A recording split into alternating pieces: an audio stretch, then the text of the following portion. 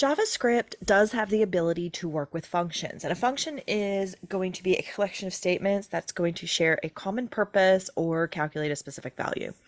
We can define two different functions in JavaScript. We can either have a named function or an unnamed function or anonymous function. In order to declare a named function, we say function, function name, and send it parameters. And we use the curly brackets and we send it statements. This is very similar to what we do in C.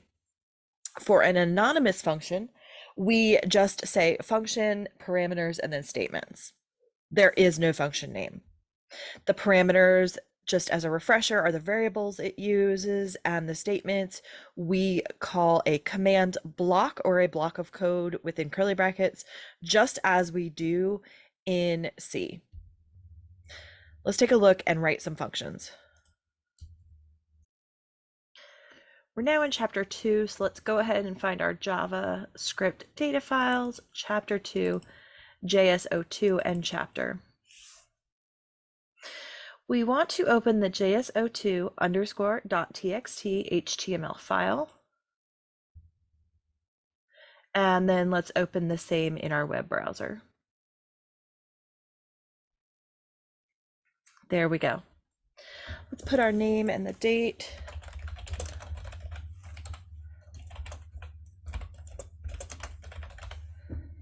In the file.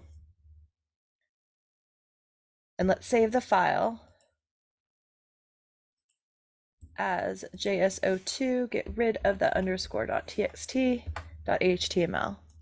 Let's make sure we have the correct file in our browser as well. And let's take a look. Here, we're just getting familiar. We've got some header information. We've got a body information here with all of the different and various parts of this web page. So let's go over here to the web page. Number of photographers, let's put in a value of 1. Number of hours, let's put in 2. Let's click on the memory book to indicate that we do want that to be part of our purchase. And let's put a travel distance of 25. Now, if we refresh that page, my values are completely erased. Let's say that we want to use JavaScript to open the web form with the default values that we just gave, the 1, the 2, and the memory book, already entered. And one way that we can do that is with a function. So let's create a function named setUpForm that's going to define what we want those values to be. Let's do this using our new way of keeping our .js in a separate file. So if I open the file in the same location that I am as the JS02_txt.js and I click on open, it will open this blank .js file. Let's go ahead and save it as, and get rid of the _txt, and it's just js02.js. Let's go ahead and put our name and the date in that file, and we can go ahead and save. Let's add the following code to create a function. I'm going to start with a comment, and my comment is going to say set the form's default values. And in order to create a function, we say the word function, setUpForm, open close parentheses, open close brackets. And then in there, we put the statements that we want to use. So let's go ahead and say document.getElement by ID, parenthesis, double quote, photo num, outside the parenthesis, dot value equals 1. Now that's going to be repeated for different 5. 1, 2, 3, 4, 5. Let's go ahead and the second element is going to be the photo hours. We're going to set that equal to 2. The third one is going to be make book. That's going to be different because it's a checkbox. So we want to say checked equals false. The third one is going to be photo rights. Again, that's also a checkbox. Checked equals false. And then this last one is going to be photo distribution, and the value is going to be 0. Let's get this all formatted properly.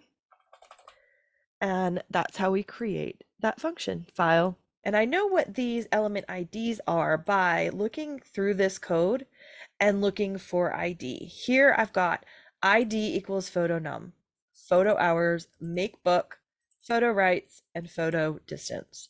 That's how I know what these ID numbers or these ID values are going to be.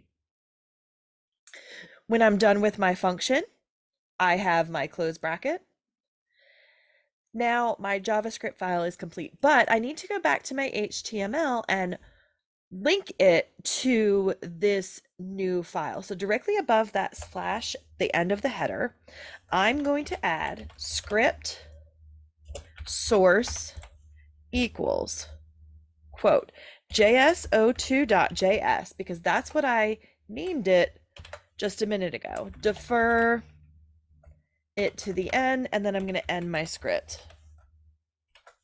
Remember, that line is going to do that connection between this jso2.js file and the HTML file. I can go ahead and save. Now we have set it up, but we can't do anything to call it. So let's go back into the lecture and learn how to call these functions. We just saw how to create a function, but how do we use it? So JavaScript has a specific expression for calling a function, and it's just the function name with parameter values. And it's passed to it just like arguments, just like we did in C. If we are returning a value from a function, we are going to use the word return, but there is no indicator, as in C, that we're returning anything. The return statement ends the execution and returns a single value. Now we can have event handlers managed with our functions. So using event handlers, the most direct method of associating a function with an event. So instead of saying that on click equals and then the expression, we can actually put a function, and the function will do everything that we need it to do. Now, the drawback is that we are now putting JavaScript into the HTML file. And the syntax for creating the event handler as an attribute of the HTML element is that we say element something, and then we put the function name. We can also have events as object properties, and this is then going to place the event handler in the JavaScript code file as opposed to in the HTML. But we can only specify the function name. We can't have parameter values, and only one function can handle one event at a time. The syntax, if we're going to do it this way, is object.theEvent equals the function. We can have event listeners, and that is what listens for the event as it propagates through the web page. So as it goes through and finishes loading. So either we can have them at the capture phase or at what we call the bubbling phase. So the capture phase is that the event moves down the object hierarchy, whereas the bubbling phase moves back up. So if you think of a bubble in water, it rises to the top. This way, you can attach multiple functions to the same event if you would like to.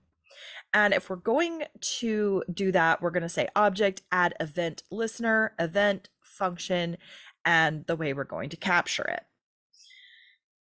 If we are trying to use an anonymous function, we need to include the entire structure of the anonymous function in place of the function name because we don't have a name. So it's easier just to go ahead and do a function name. And you can pass parameters with this method. Let's take a look at this in action.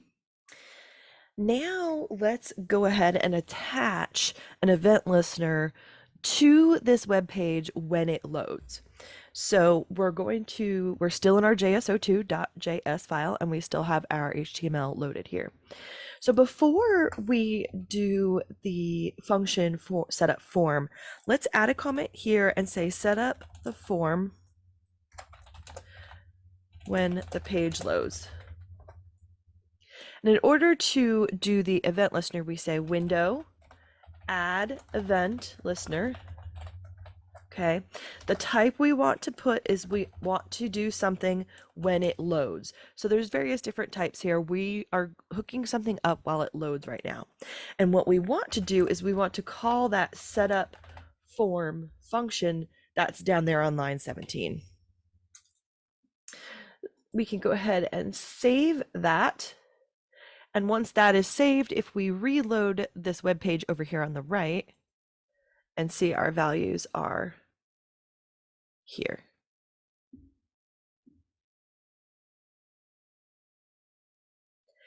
Just as in other languages, JavaScript does have some built-in functions in addition to any type of function that you may create yourself. So here I've got an example of a few of them.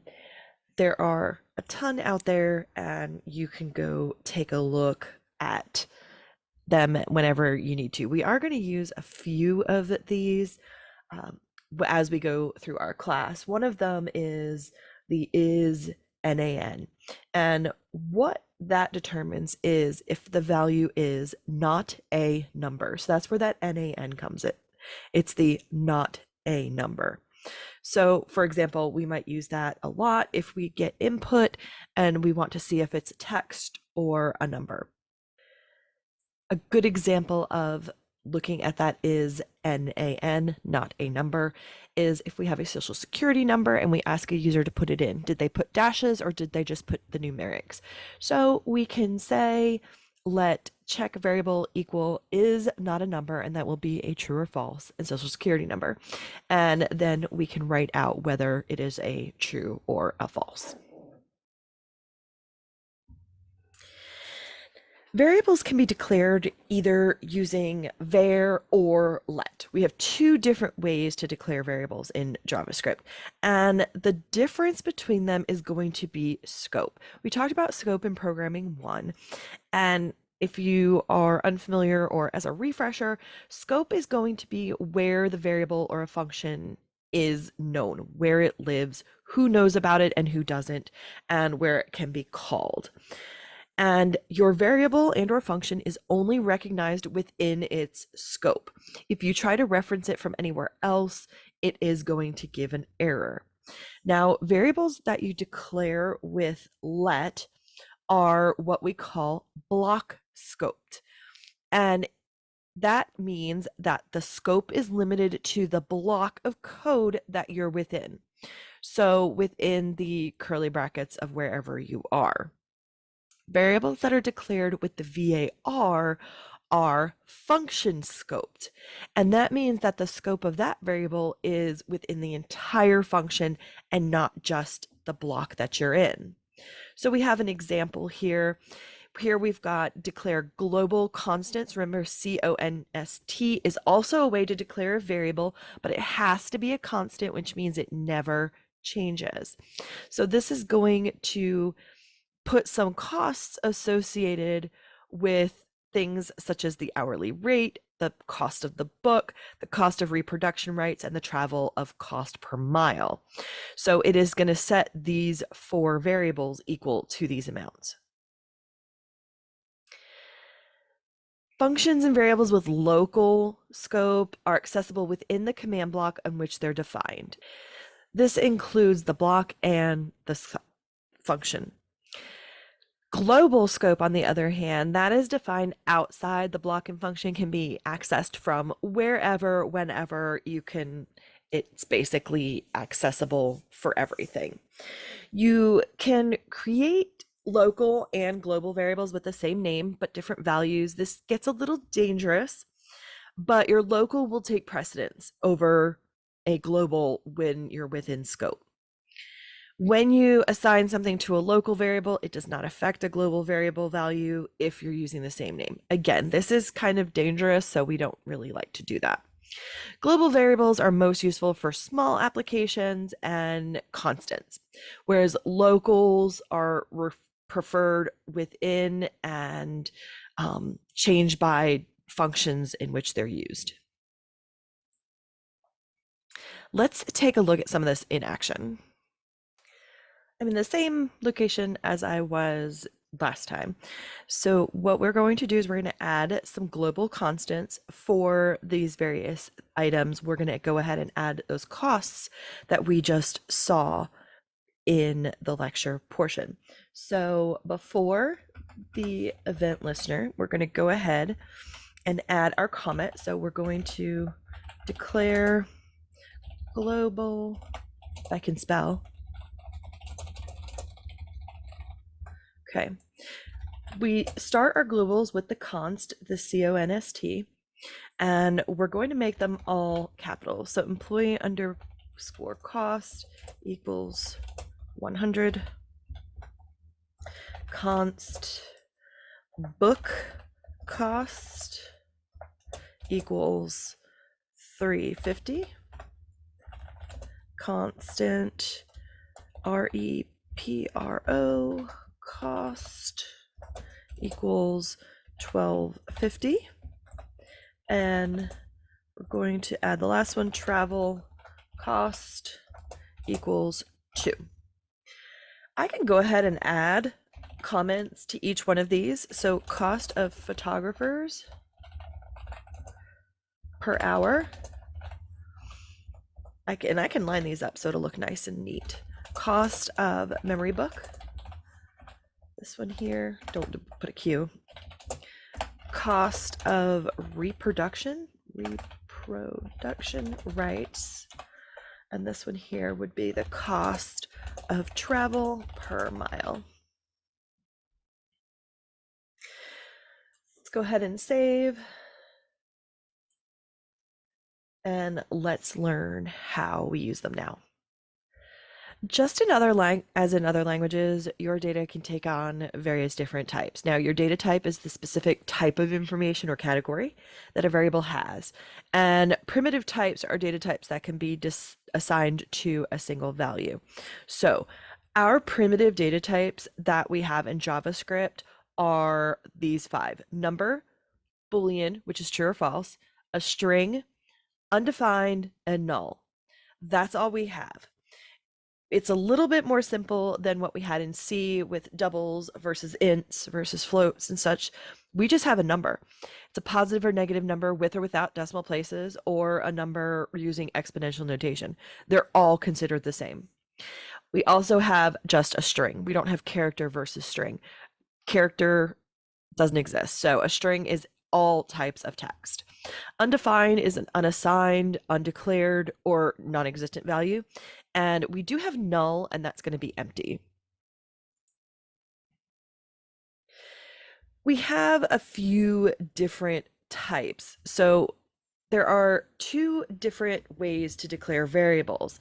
If you have a language that is a strongly typed language, it's going to require that you declare the type of data in a variable, and it does not allow you to alter that type. That's the type that we had when we were programming in C.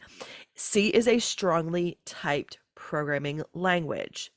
We can also think of it as a statically typed. Static, you cannot change. The other type we have is a loosely typed or dynamically typed. We also call it duck, not really sure why. But loosely typed programming languages, you do not have to declare the data type, and you can change that. JavaScript is loosely typed or dynamically typed. So Data types cannot be declared when your variable is created. You only create a variable using that let or var. You do not have to indicate the primitive data type that you're going to use. The interpreter is going to determine the type of variable and assign it when the variable's data type is changed. So we don't have to do anything. The interpreter does it for us. So I can create a variable by saying let diff types. Here I say let diff types equals quote hello world. If once the interpreter does that line, it is going to identify diff types as a string. Now, if later on down in the code I say diff types equals 8, the interpreter at that point in time is going to change that variable to an integer. It's going to do the same thing if I change it to a 5.3. I can change it to a true or false. I can assign it a null. I can change the type of my variable at any point in time within my code in JavaScript. This is a huge difference between JavaScript and C. When we work with numeric values, we do have the integers and floating points, whereas integer is going to be with or without decimal places, and the floating points are going to have the decimal places. And the floating point in this case are going to include that exponential notation. It is a best practice within JavaScript to calculate with whole numbers. So your JavaScript is going to treat all numeric values as if it is a binary rather than a decimal. So the numbers are calculated using the 2-digit binary system rather than that 10-digit decimal system. The binary system can accurately represent any value that has a decimal equivalent, but when it comes to floating values, calculations can be slightly different when you're using binary than if you're using base 10. So just make sure that we keep that in mind. Best practice again, calculate with whole numbers and don't use decimals. Now, a Boolean value, on the other hand, is a logical value of true or false. Most often we use this to control the flow or for some sort of comparison. If true, do this, or if this value equals this value, it'll give a true or false. Working with strings, a text string contains 0 or more characters surrounded by either double or single quotes. So we can use examples such as company names, usernames, or comments. You can also use a text string as a literal value or assign it to a variable. We do say, though, that any string can be assigned a 0 length, and we call that an empty string. So, for example, if we were just to say let customer name equals start and end quote, that would be an empty string. Basically, it means there is a string with no content in it. If quotations are part of your string that you want, you simply use the double quotes to enclose the single quote. So for here, document.write, we've got double quotes surrounding the outside because we have a single quote on the inside. Same thing occurs on the reverse. So if you need a double quote as part of your string, you enclose it with single on the outside. If you want to split a text string into new lines and you don't want to cause an error, we want to use 2 or more strings concatenated by the addition operator. So one of the big differences as well in JavaScript is that we can technically, quote, add strings together. And so we could say, welcome to, quote, plus, quote, fantrick. For some browsers, they end the line with the slash character to indicate that the string continues, so you can go on multiple lines. But what we want to do is create a structure known as a template literal. And that's going to help you by giving you more control and by enclosing the string in the backtick characters. And the backtick is typically over on the left-hand side of your keyboard over your tab. We do have escape characters and sequences, just like we had in C. So your escape character is going to be a character that may or may not be viewed by your user. So a backslash, character return, quotation mark, new line. An escape character is placed before characters within the strings to indicate they are to be treated as a regular keyboard character and not as syntax.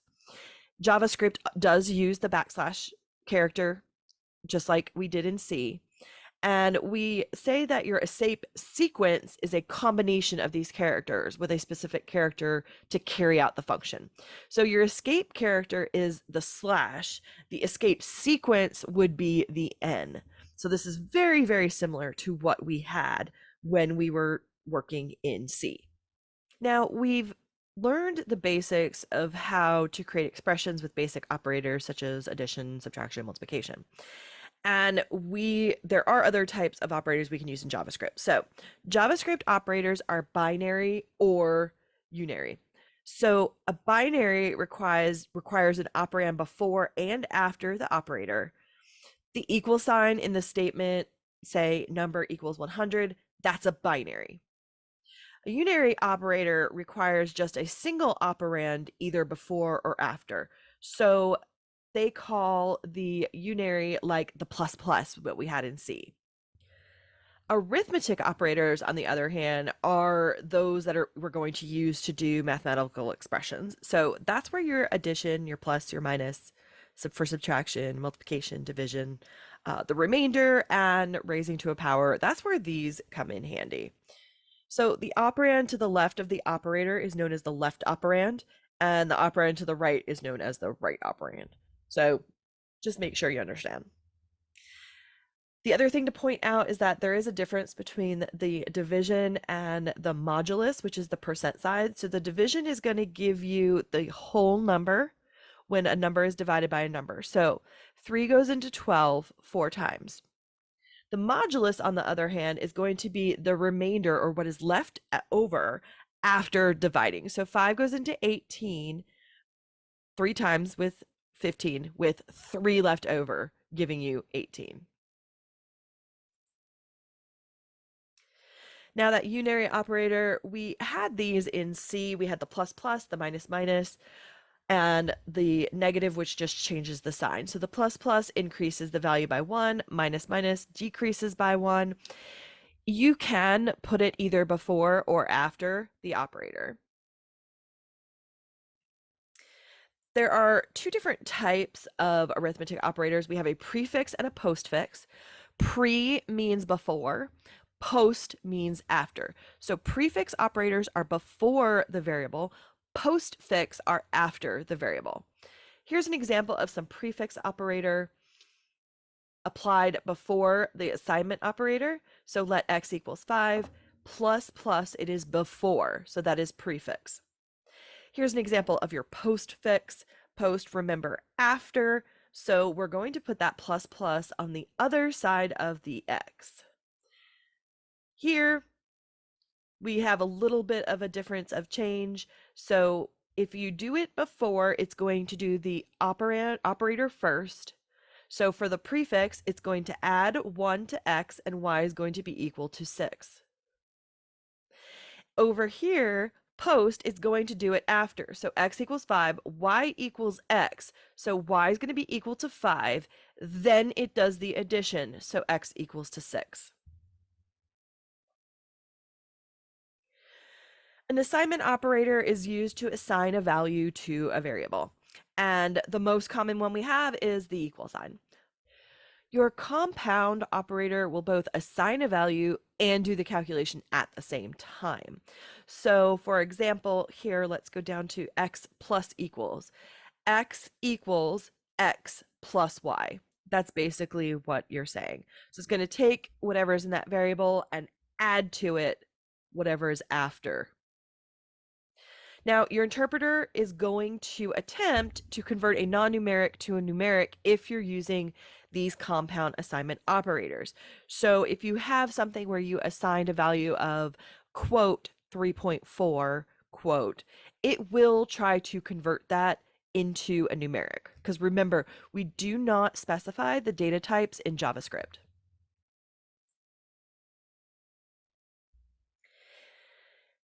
A comparison operator, or we can call them relational operators because we are determining the relationship between two variables. We're going to be comparing two different operands, so variables, numerics, strings, whatever. So two non-numerical operators are compared in lexicographical order.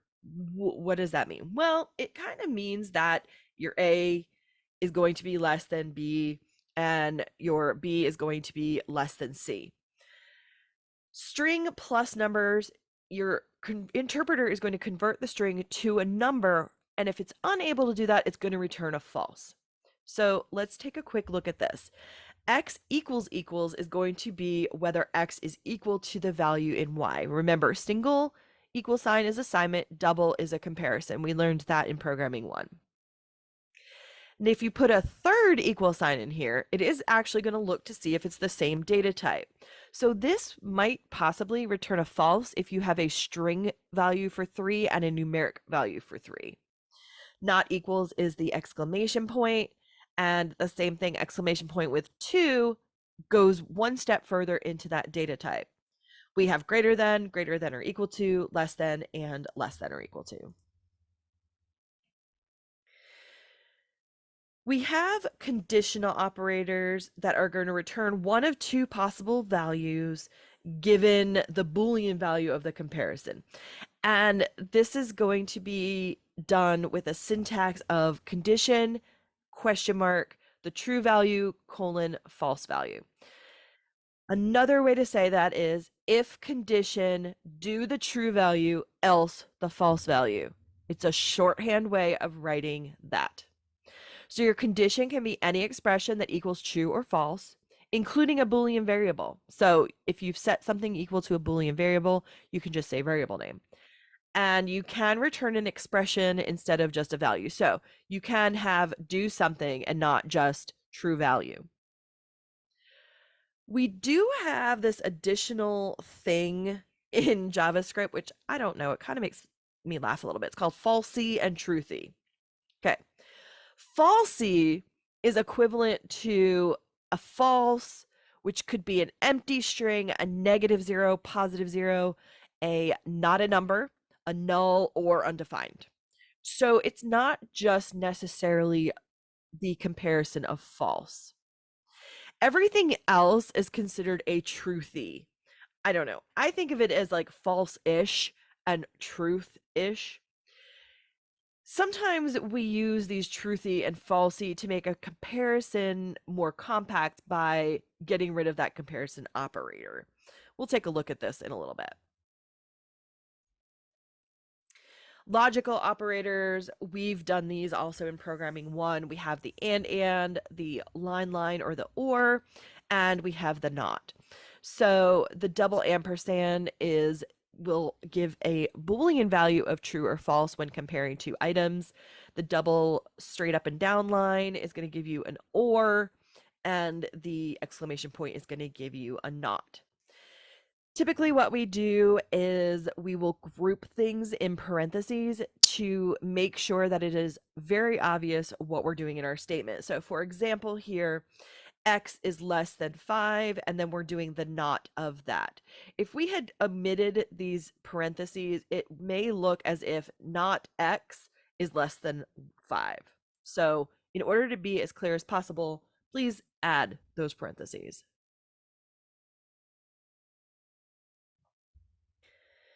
Using operators to build expressions. So we do have a value for various different purposes in JavaScript that don't really fit into any of the other elements. Some of these will make sense to you because we've used them in programming 1, and some of them will be new. So we have something that is a special character of a dot. We call it property access, and that's going to append an object, method, or property to another object. We've seen this before. We have a document dot write. Okay, what that is doing is calling the write method of the document object in order to call that. So we're saying that we're appending that method to the object. The array index of the square brackets, we've talked about that in programming 1, so that's probably familiar to you. A function call, so you can call up functions or changes the order in which individual operators are done in an expression and are evaluated. We just saw that with the not. We do have a comma, which separates the multiple expressions in the same statement. We have that conditional expression that we talked about with the question mark and the colon. Remember, that's the if something question mark true colon false. Then we actually have a word called delete. And delete is going to delete array elements, variables created without the var keyboard. So if we use the let, the delete will delete it. We're going to see the difference between JavaScript arrays and C arrays in our next few videos coming up, and it's going to be kind of interesting.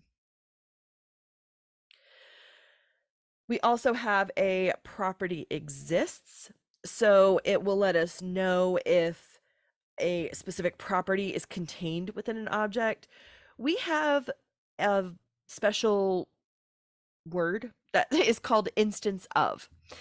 It's going to return a true if the object is of a specific object type. We also have new, we have type of, which is going to give us the data type of the variable. And then we have the void, which is going to evaluate an expression without returning a result. Operator precedence, this is going to determine the order in which your expressions are evaluated.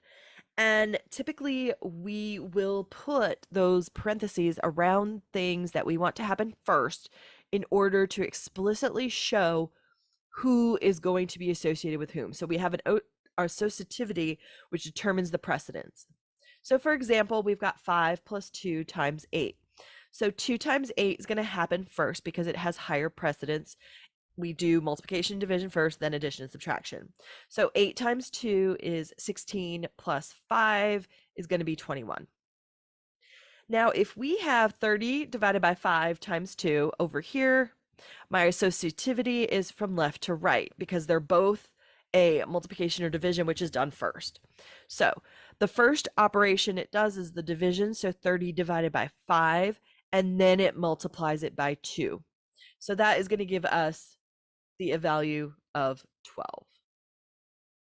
So this next one's a lot going on. So let x equals 3, let y equal 2, x equals y times equals plus plus x. This is actually going to move from right to left. So your variable x is going to be incremented because it is the prefix. So x is 3, x 3 plus 1 is now 4. It is assigned 4 before y is assigned 4, and it's multiplied by 2. So y equals y, which is 2, times 4, which is 8. Then y is then given the value of, x is then given the value of y, which is also 8. Hopefully you followed that along. I don't like putting this much stuff in one line. It's confusing and it's shorthand, but it's just way too much for my little brain to handle. Here's a slight graphic of how that works, but again, I don't like it. Anyway, the last one, 5 plus 2 times 8, going back to this first one, if I were to put parentheses around the 5 plus 2, it will do that 5 and 2 first. So you'll get 7, and then it'll do 7 times 8. Let's take a look at some of this in action. Now that we've learned all about expressions and operators, let's get back to our photography example. So one of the things we want to do is for the page to provide an estimate for the total cost of the service. So if we remember, it has to do with all these different variable inputs. So it has to do with the number of photographers, and we've got them at a rate of $100 per hour per photographer. The number of hours to photograph, and that's going to be based on that photographers per hour. The distance the photographer must travel, charged at $2 per mile per photographer. Whether we've purchased this memory book and whether we want the full digital rights. So in order to estimate this cost, first we have to extract the information that the user put into this web form, and then in our JavaScript, perform the operations and calculate the total. Now, remember, we referenced this value by using this object dot value, just like we did here. Get element by ID, photo number, value equals 1. Well, we assigned it that way. We can also extract it that way. So we're back in our js02.js file. At the bottom of the file, let's put in another function that's going to be called getEstimate. So at the end here, I'm going to put a comment that says estimate the total cost of the service. And it's going to be a function called getEstimate. We're going to do our open bracket, and the close one automatically comes. Just be careful with that. I had an error earlier, so make sure we know what we're doing. Let total cost equal 0. We're doing our declare and initialize. Let photographers, that's not how you spell it. There we go, equals document dot get element by ID, and in there I want photo num, which is the number of photographers, dot value. Okay, so here I'm getting the value, so that document dot get element by ID is on the right hand side of the equal sign and not on the left. Let hours equals document dot get element by ID photo hours dot value. And finally, let distance equal document get element by ID photo distance dot value. So what we've done so far is we've created a variable total cost and set the initial estimate of the service to $0. Then we have retrieved the value in each one of these 3 text boxes and assigned it to photographers, hours, and distance. We're using this value property to retrieve just as we used that value property to set up there. So now let's add all our costs together. So my total cost is going to be equal to,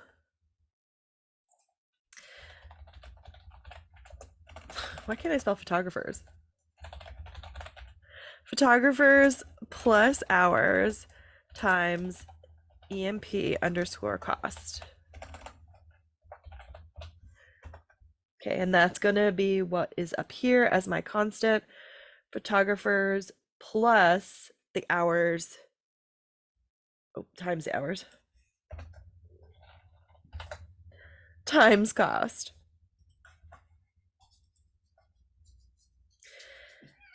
Now, when I add the distance and travel costs, I'm going to say, total cost plus equals, at this point, photographers, let's see if I can spell it right, ta-da, times the distance times travel cost, which my travel cost is up here at $2 per mile.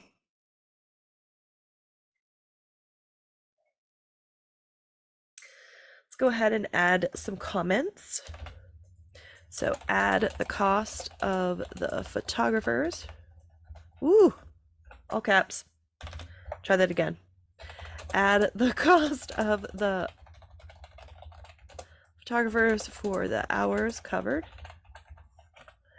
And then this one is going to be add the cost of distance per photographer per mile.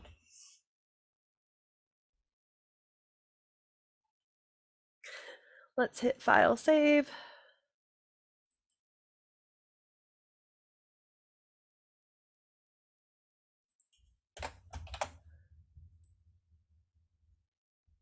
Sometimes you can see you have an error because things are not changing the color.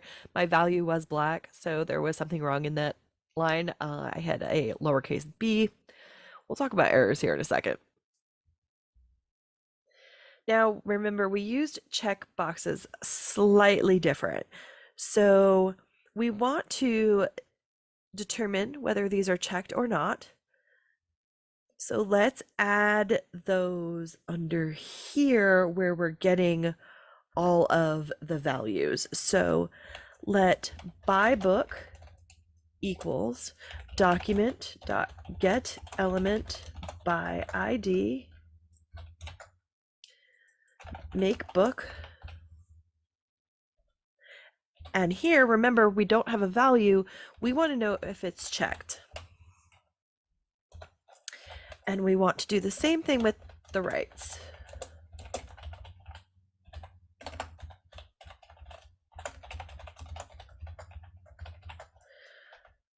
Photo rights. And we want to know if that's checked. So here, your buy book will be true if the checkbox is checked, and the buy rights will be true if the checkbox is checked.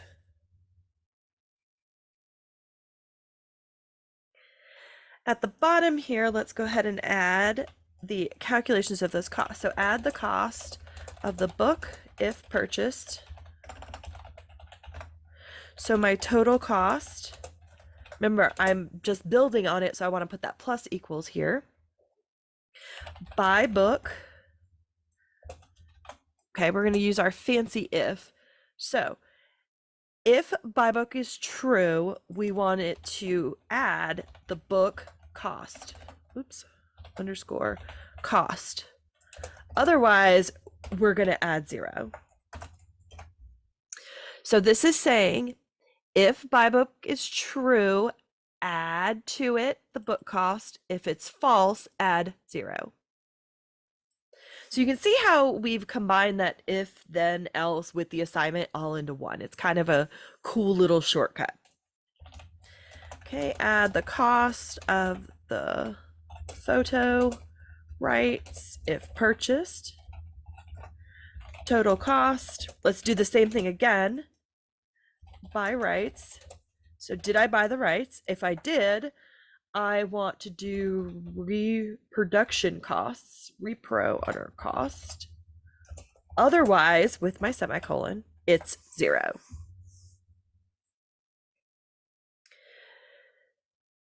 Again, if this is true, it will be the repro cost, which is up here. Otherwise, it's going to be 0, and it will add it to my total cost. Let's go ahead and save this again. File, save. Now we want to display the total cost at the bottom of this form. So at the bottom of this, after I make all my calculations, let's add display the total cost estimate. And I'm going to do my document dot get element by ID. Oops, there we go. Estimate. Inner HTML. Ooh, we're doing something new now. Equals $sign plus total cost. Okay. This is going to display the total cost with the $sign in front of it.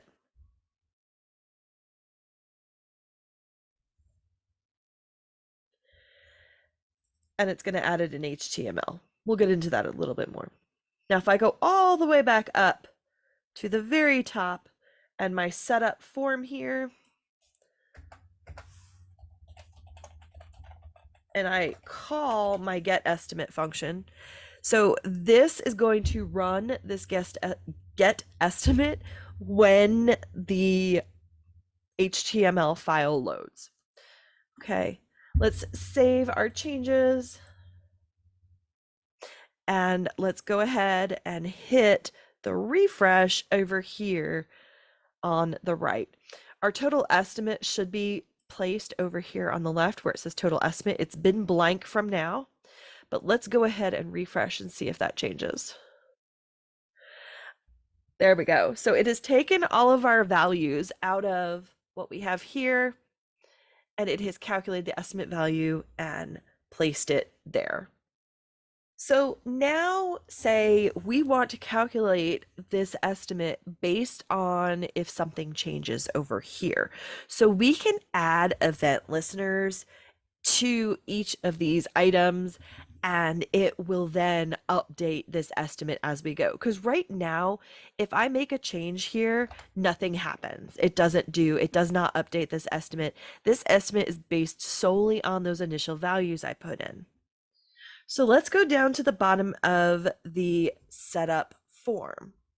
After I get estimate, let's add some listeners and event handlers for when we change items to each of these objects that are here. So I'm going to start out by putting my comment.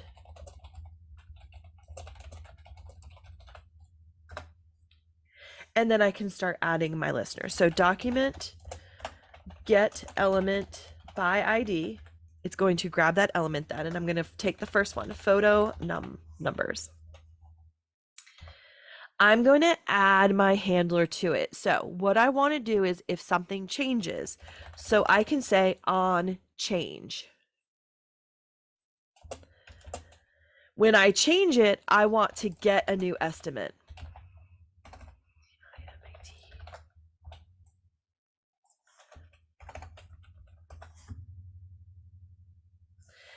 I'm going to do that for all 5 of those. Okay, but this one is going to be photo hours.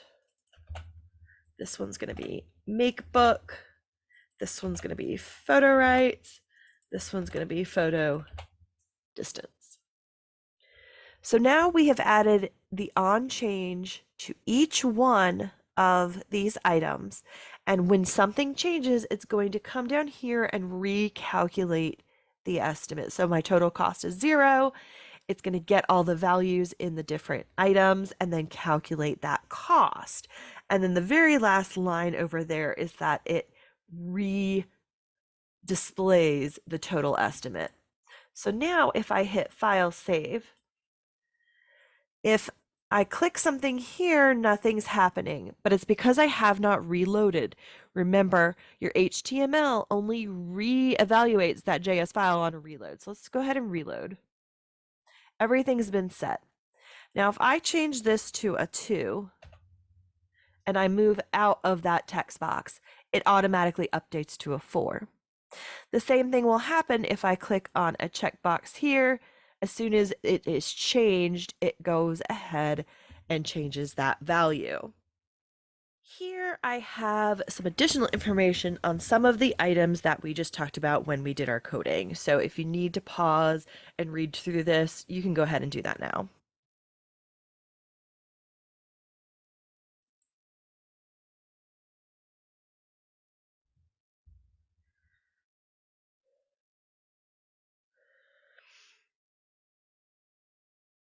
Even the most careful programmers will create errors. We're all human.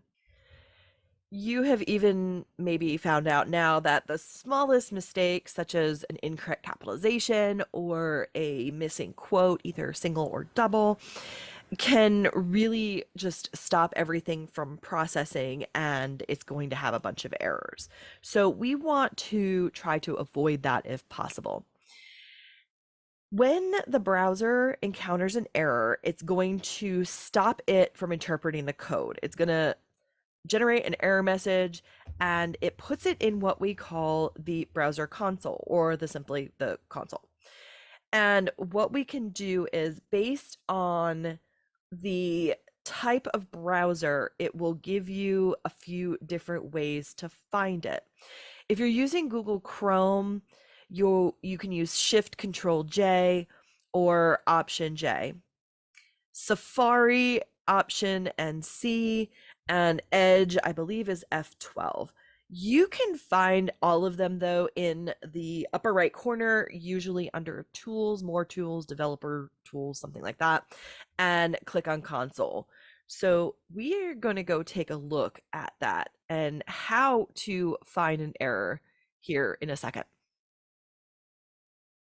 Now, to see our browser in action, let's put some intentional errors in our JS file by mistyping a few different things. So let's go down to the get estimate function. Let's go ahead down here and change one of these C's to a lowercase c. Let's change a couple of them. Let's change those two. Okay, file save, and then refresh.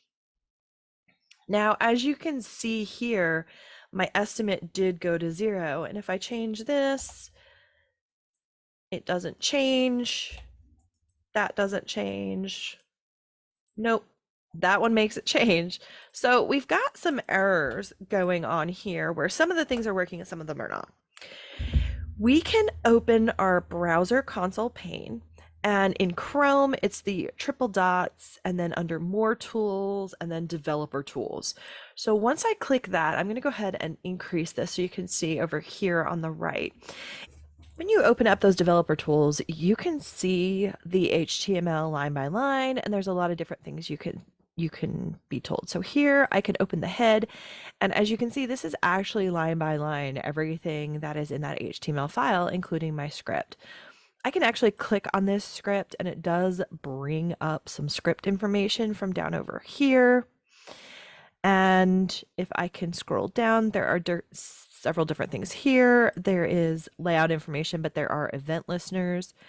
Here I can see what different things are in here. It's on line 23 in the .js file. You can have breakpoints, properties if you have them, and you can have accessibility.